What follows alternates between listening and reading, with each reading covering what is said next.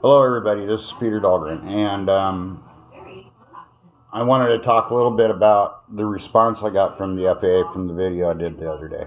And one of the big things is why I'm actually sitting here drawing out floor plans and stuff like that. I want to bring up a few little important points because I did get an absolute response from the FAA representatives. One of them right here in Seattle. This is actually kind of big news because the fact is that I got people that sent it to the absolute right channels, and I don't know how to do the link thing. So anyway, they went in and they did it. I'm gonna go down and actually speak in person, and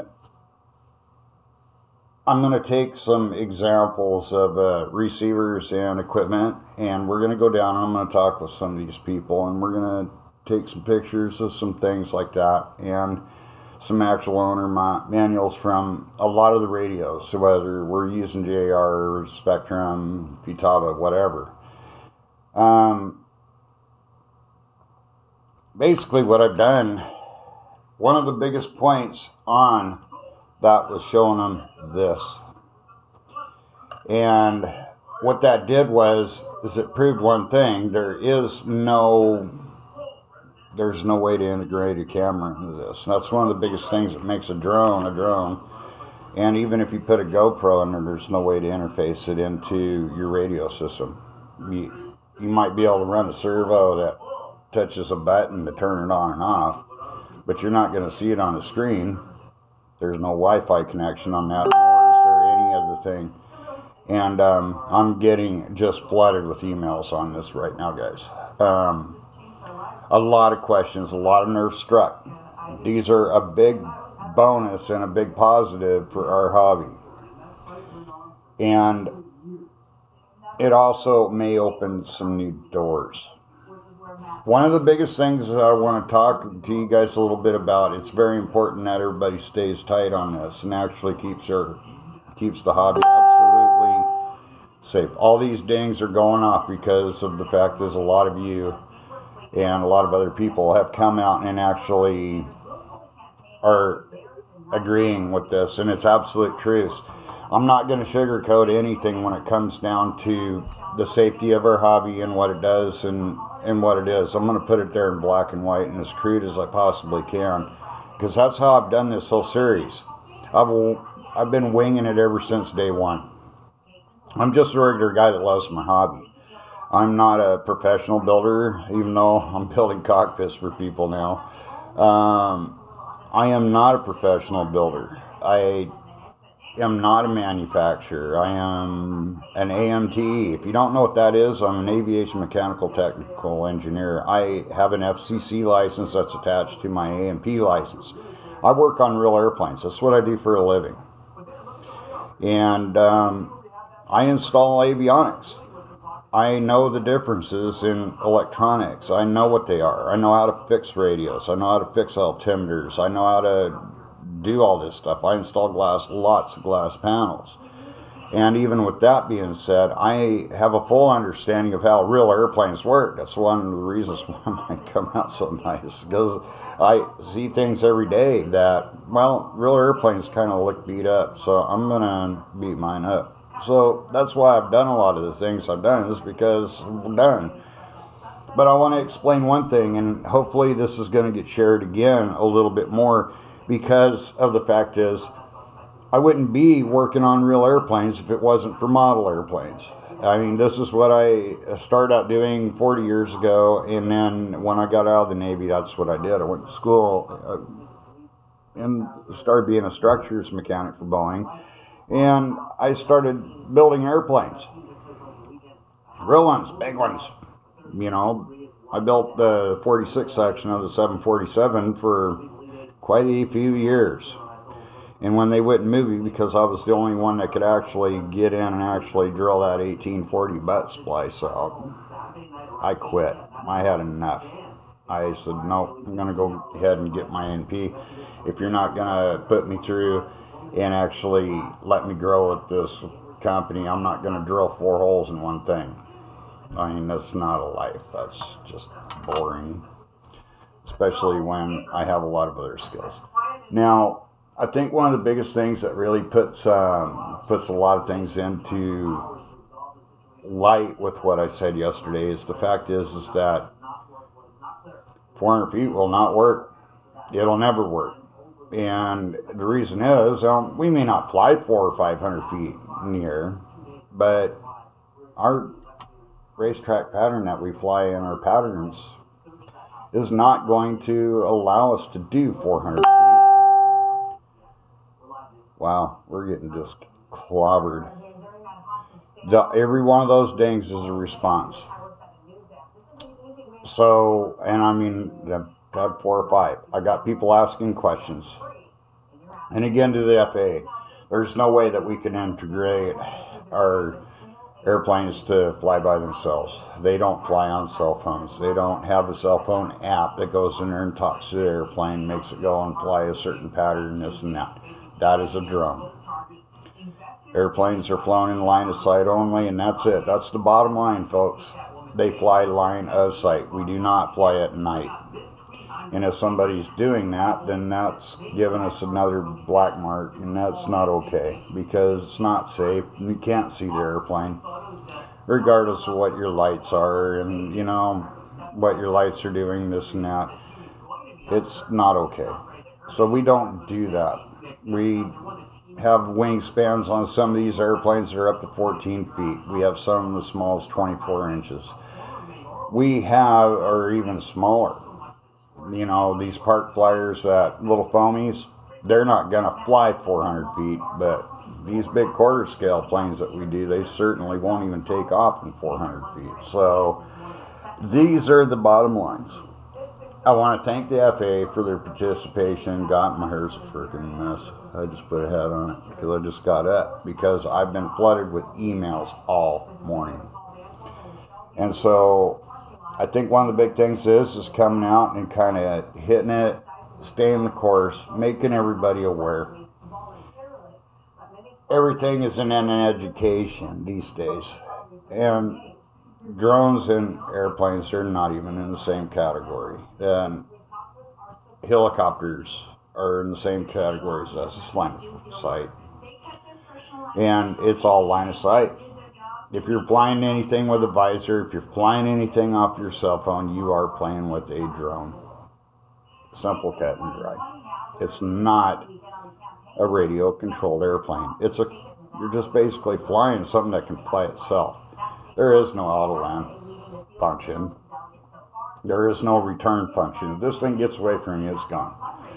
The one thing is, and that's why we fly in line of sight. So that doesn't happen. We don't fly out of our means. We don't try to go out and see who can get higher than the next guy. We go out and we fly so we can enjoy our hobby and do this.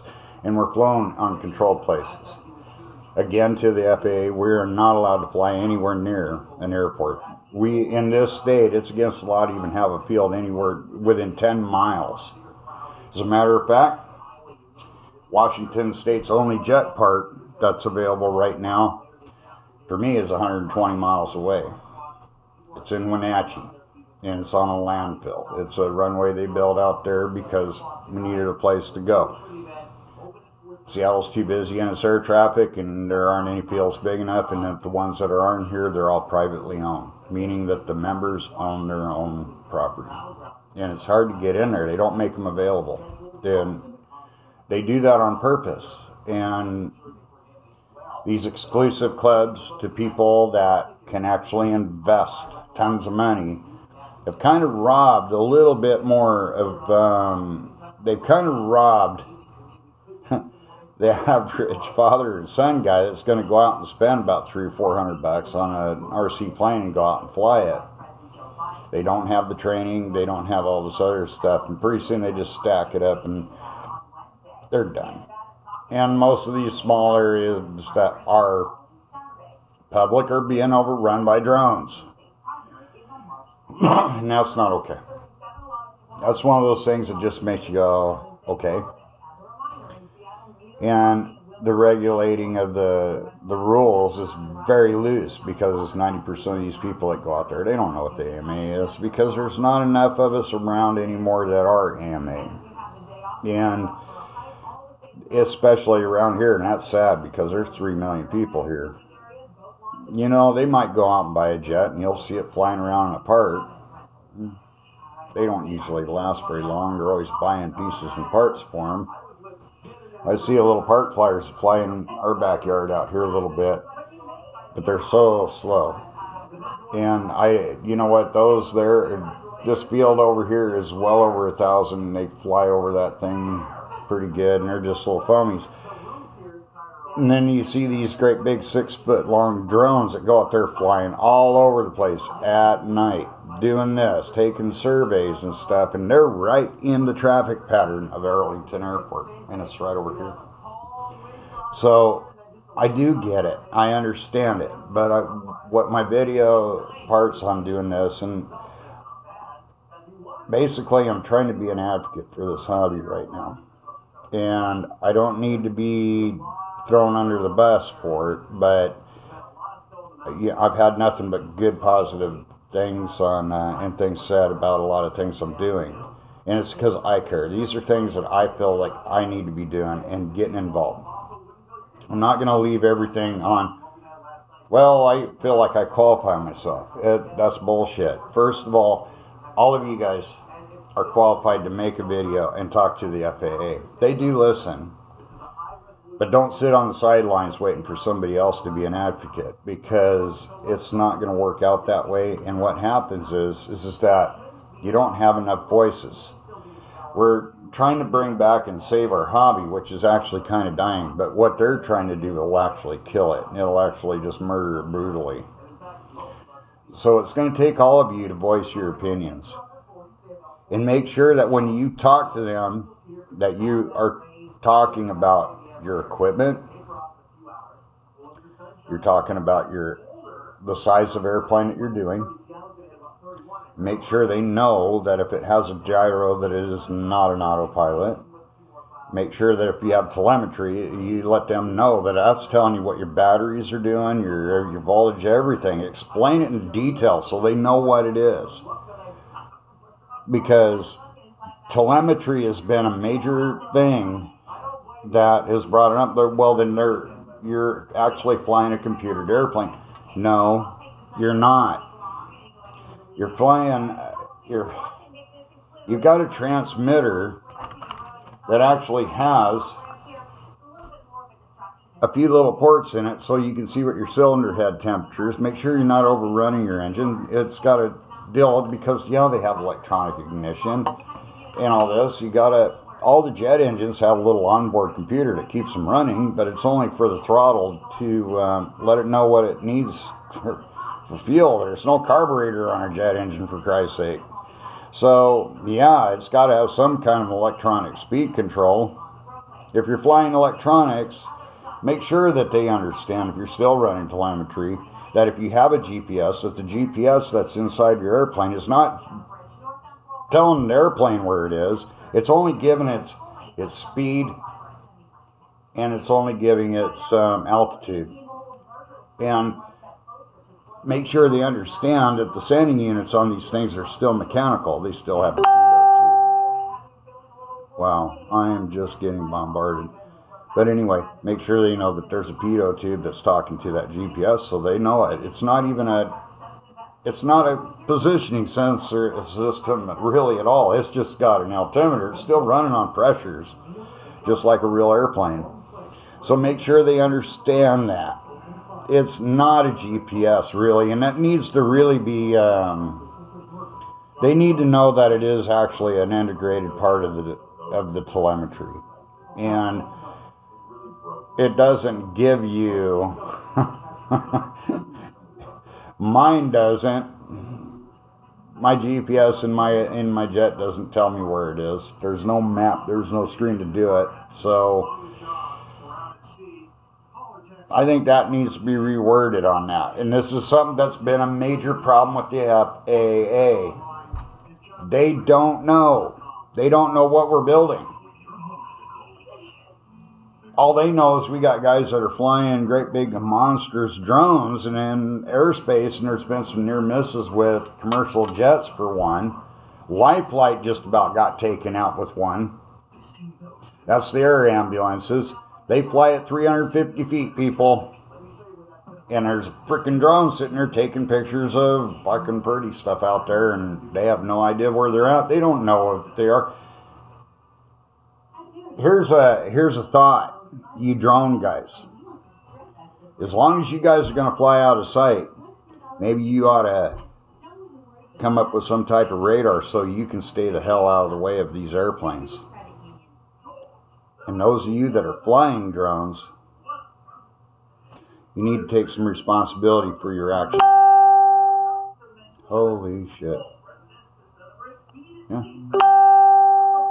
I'm just getting completely bombarded. Anyway, yeah, I'm getting just tons of hits on this. But, you know, the thing is, people, please do go and actually figure it out. And those of you guys that are flying drones, quit flying them at night. And if you're going to do it, make sure that you're not within... God damn it. Yeah, I can't even say it because 90% of you that are flying drones don't care. You're killing the rest of it for everybody. And it's going to make it where that drone's going to be worthless to you anyway, because keep messing around, you're going to wind up being illegal, and that's not going to be good for anybody. People make a living doing these drones. There's people that work on farms that go out there and get infrared photos of their crops to find out how to water them better. And it saves them a bunch of money from hiring a helicopter pilot or a kind of airplane to do that. They can also go out there and monitor and see without having to go and drive out to pumps. They can go out and make sure that they have water in some areas and this and that. It's been a really big deal. They can go check their farms and actually go in with everything else. It's realtors. They're taking aerial shots. But again, and this is a good thing, people are making money with these drones. But you guys are out there just buzzing the tower out there and raising hell and going out there and just getting in trouble.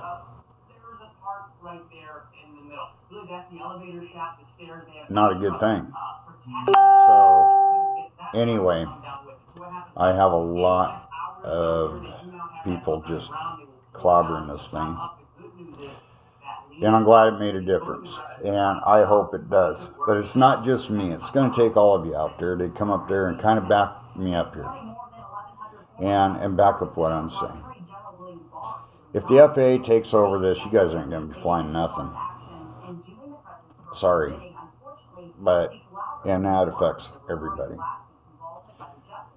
And so, we need to make sure that you, all of you, everybody that watches this and everybody that agrees with this, including drones, you need to support a two-category thing. Line of sight and not line of sight. It's up to them to decide which way they want to go and how they're going to categorize it. And also, you need to let them know that one of the biggest reasons this is going to be a major freaking crush in a lot of economies, people. A lot of people build these parts and these radios and parts for these things and the circuit boards. Guys, if they go out there and they deem these things wrong, and you're not allowed to fly these things, and you can't fly them because you don't have a big enough area to do them, these are going to wind up in landfills. Because they're going to be absolutely worthless. I don't know about you, that's $200 sitting right there. That's a lot of money to me. So, let's protect our hobby. Let's work together. No bickering, no bitching. Don't want to hear any negative comments. Let's just say, okay, who do we write to? Every single state has an FAA office. Ours is in Everett, Washington. You can call your FAA people and you can come up there and talk to them about this stuff. Flood their calls. Let them know you're concerned. Let them know what it is that you have and what you don't have. More or less, make sure they understand the difference between drones and radio-controlled airplanes. Guys, these things been around 100 years, and there's never been a major instance with a radio-controlled airplane. Hasn't happened. And even if they did hit something, they haven't done enough damage to even make a major claim. No major claims have ever been made against the AMA and the insurance companies from an RC plane. Drones are getting in airspaces, and they're causing great concern. A little drone like that could rip and tear an airplane apart. I mean, it could do serious damage, catastrophic damage. Airplanes just don't find a place to land when they stop. They land where they're going to go. And a big jet, a commercial airline, a cargo plane, or anything like that, you hit one of those, you take an engine out with a drone, or a windshield, or anything. I'm telling you right now, if it does, you're looking at no less than 300 souls. Damage is on the ground. It's going to be a mess. Anytime there's a big time accident with any jet airliner, it becomes a major big deal. If it's caused by something that is tiny as a... Guys, need to keep it safe. Think about somebody other than your good time out there taking wonderful, wonderful pictures and what you're doing out there. You're not thinking about what you're doing, and you're up there and you're flying in airspace and traffic patterns. I've seen this a lot, and it really pisses me off. But the one thing is, when I see this, there's a guy around here that's got one of these drones with 6 engines on it, and he's out there flying that damn thing at at least 1,000 feet. That's right in our direct traffic pattern of Arlington National Airport. And it's just the way it is. So anyway, I'm going to let you guys go on this. I got so many people hitting this thing now, I'm losing my train of thought here. So,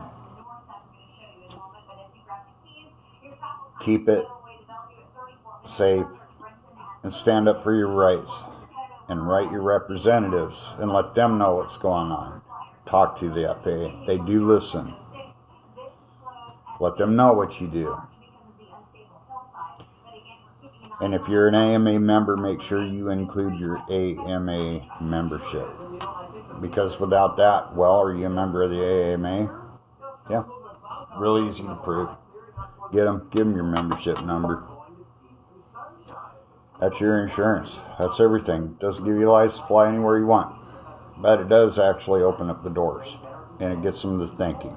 Because now they're reading through the AMA laws. And guys, I'm not going to be a part of this extra added coverage and extra airplane police thing. I don't believe in it. We've been with the AMA for well over 40 years now. I'm not changing my mind on that. I'm sorry. I'm not doing it. It's not necessary. You're not going to do anything but complicate shit. It's not the time to be bringing that up. And if you want to do that in your own club, then go ahead. We're not. So anyway, we will see you guys in the funny papers.